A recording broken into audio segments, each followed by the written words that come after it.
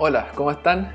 Voy a hacer ahora una clase audiovisual sobre el primer tema del ramo de programación, algoritmos y diagramas de flujo. Entonces, vamos a tener un pequeño repaso de la primera clase donde mencionamos justamente que en programación lo que hacemos es resolver problemas y todo problema tiene una entrada y una salida de información, ¿sí? Es el proceso que toma esos datos de entrada y genera la salida, es lo que vamos a llamar algoritmo. Son una secuencia de pasos que resuelven el problema tomando la entrada y generando la salida.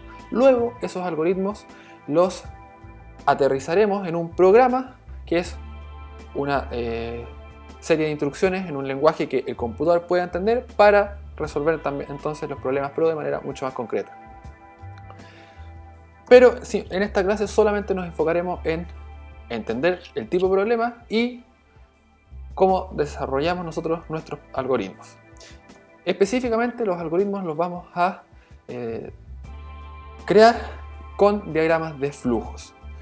Estos son una serie de bloques, que son los pasos del algoritmo, unidos por flechas que nos van a indicar la continuidad o cómo vamos a ir realizando justamente los pasos del algoritmo. Veamos los bloques entonces que están disponibles para ser utilizados. Primero, todo algoritmo tiene que tener un inicio y un fin, y el símbolo que utilizaremos para ello es el círculo, ¿ya? Entonces, todo algoritmo va a tener un círculo para simbolizar el inicio y un círculo para ejemplificar el fin. Luego, importante, las asignaciones. Aquí están todos los procesos de almacenar información, y información bastante concreta. Veamos el ejemplo que tenemos en estas diapositivas. En el primero tenemos una primera asignación. La asignación la vamos a identificar con el signo igual. Un solo igual quiere decir que estamos asignando un valor. ¿Qué valor? En este caso estamos asignando el valor 1 a el elemento x. X en este caso, y de aquí en adelante, es lo que vamos a llamar una variable, porque este elemento puede ir cambiando sus valores en el tiempo, por eso es una variable, ¿sí? Entonces x va a almacenar el valor 1. También en este mismo rectángulo estamos asignando, ¿ya?, a la variable suma, en ese momento se está creando la variable suma, el valor de x más 1. O sea, aquí primero estamos estableciendo una operación matemática. Esa operación tiene que ser resuelta antes de realizar la asignación. Entonces tenemos que resolver cuánto es x más 1. Para eso tenemos que conocer el valor de x. Entonces, previamente tuvimos que haber definido el valor de x. Aquí lo hicimos, x valía 1, entonces resolvemos 1 en este caso.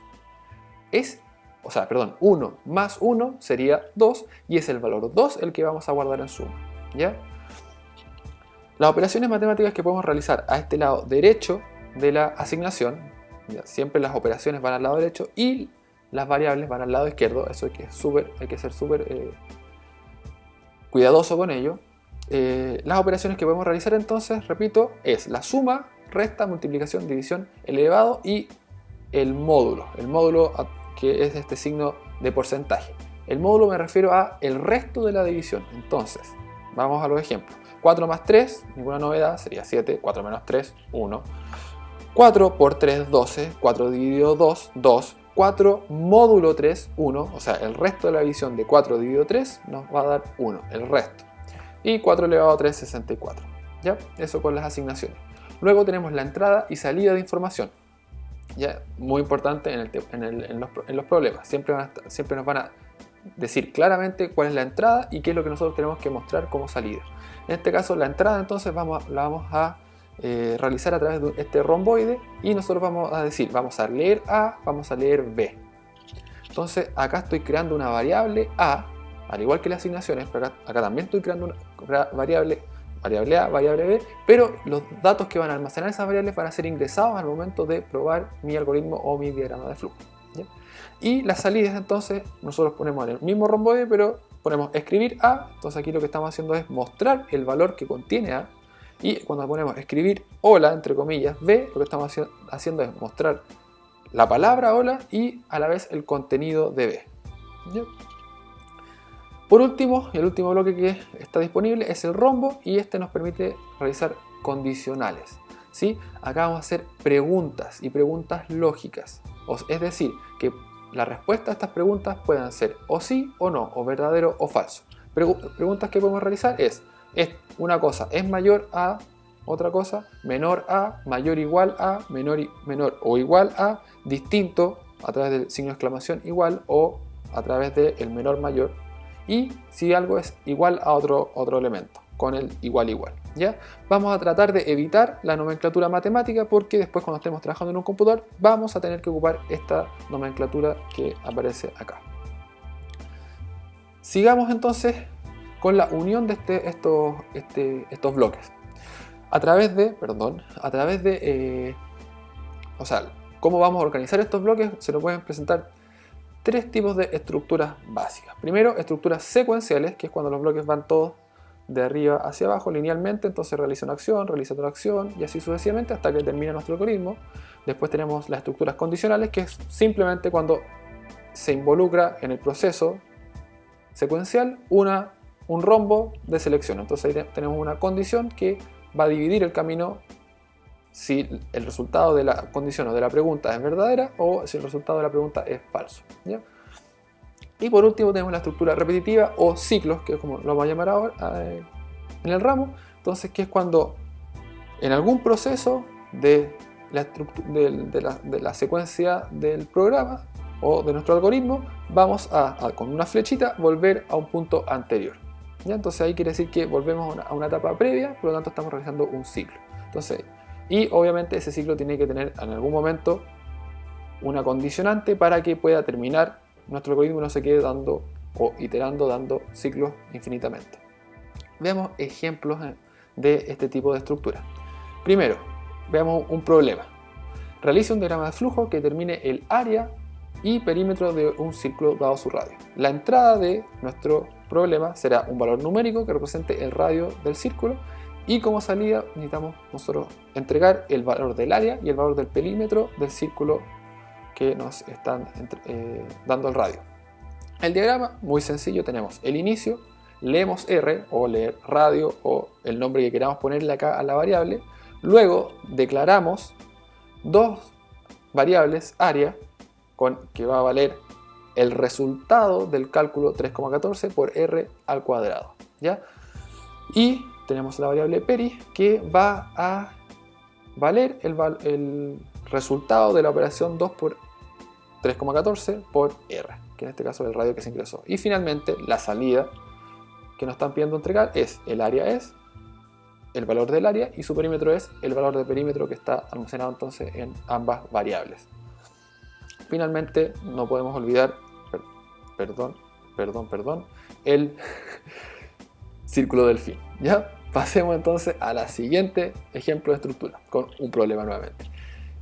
Realizar un diagrama de flujo que determine si un número dado es par o impar. Entonces la entrada va a ser un número natural y la salida tenemos que indicar si ese número que recibimos de entrada es par o impar. Veamos el diagrama, un primer diagrama, tenemos el inicio, bastante obvio, leer n, ¿ya? Entonces n va a ser el número, preguntamos n es divisible por 2, si la respuesta es sí, entonces la salida va a ser escribir el número n, el valor del número, es par.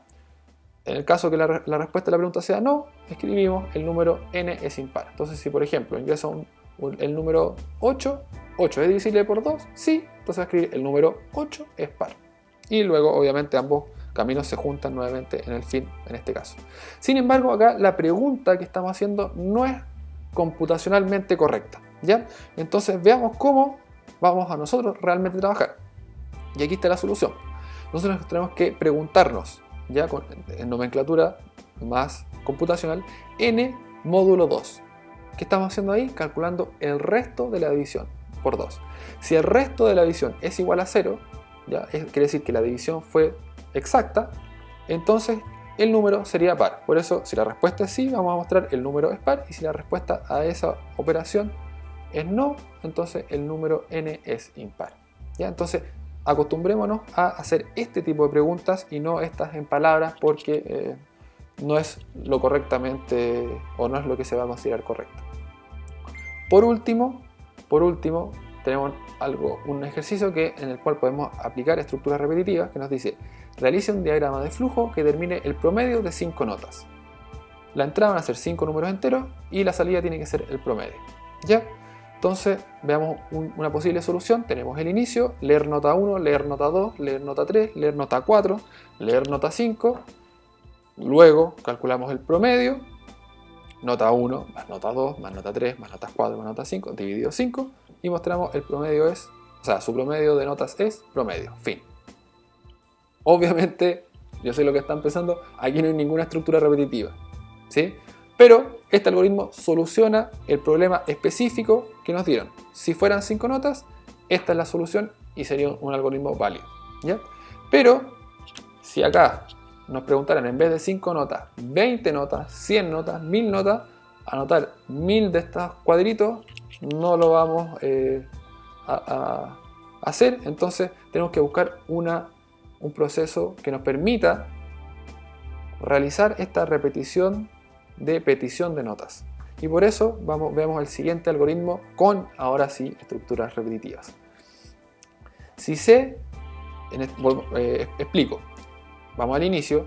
Acá estamos definiendo una variable C que vale 0 y una variable suma que vale 0. Preguntamos si C es menor que 5. ¿Ya? Entonces, inicialmente sabemos que va a valer menor que 5 porque nosotros la declaramos como con el valor 0. Entonces, la respuesta sí.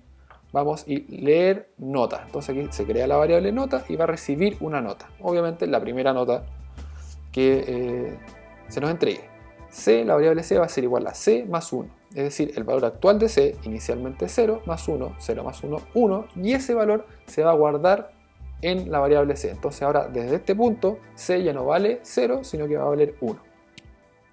De la misma manera, suma va a ser igual a suma más nota. O sea, 0, que es el valor inicial que tenía suma, más el valor que acabo de ingresar. Entonces el valor final después de este rectángulo, bloque de rectángulo, va a ser suma el valor de la nota que se acaba de ingresar. Y aquí tenemos el ciclo con una flechita que vuelve a este punto anterior y por lo tanto volvemos acá al rombo de la pregunta. C es menor que 5. C dijimos que valía 1 después de esta operación, por lo tanto 1 es menor que 5, sí, leer nota.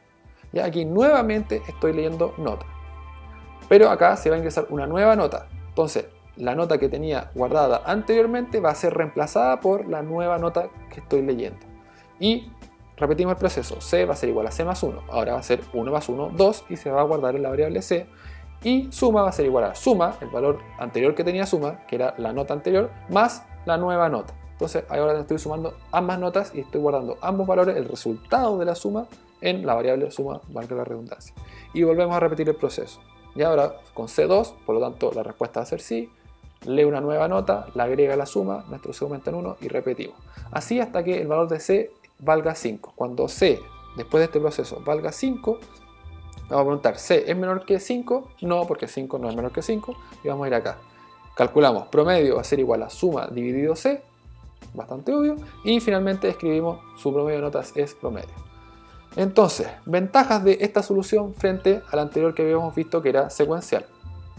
Aquí, con un solo cambio en todo nuestro diagrama, podemos soportar 100 notas, 1000 notas. Ya cambiando este 5 por un 100, un 1000 o lo que nos pregunten, la cantidad de notas que nos pidan, calcular el promedio, nuestro algoritmo va a estar correcto e implementado. Y no va a aumentar la complejidad o no va a crecer ya en tamaño. Finalmente, eso es diagrama de flujo, muy sencillo, ya espero que hayan entendido. Y para ver si realmente entendieron, dejo un ejercicio propuesto que dice, modifique el diagrama de flujo anterior, ya, para que el algoritmo calcule el promedio de varias notas hasta que se ingrese un 0, el cual no tiene que ser incluido como nota, ¿ya? La entrada van a ser n números enteros, ¿ya? Es desconocido porque se van a ingresar números, todos naturales, hasta que se ingrese un 0.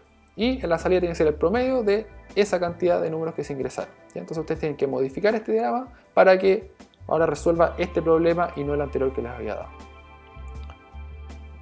Espero que realicen este problema. Ante cualquier duda pueden escribirme o visitarme en la oficina. Chao.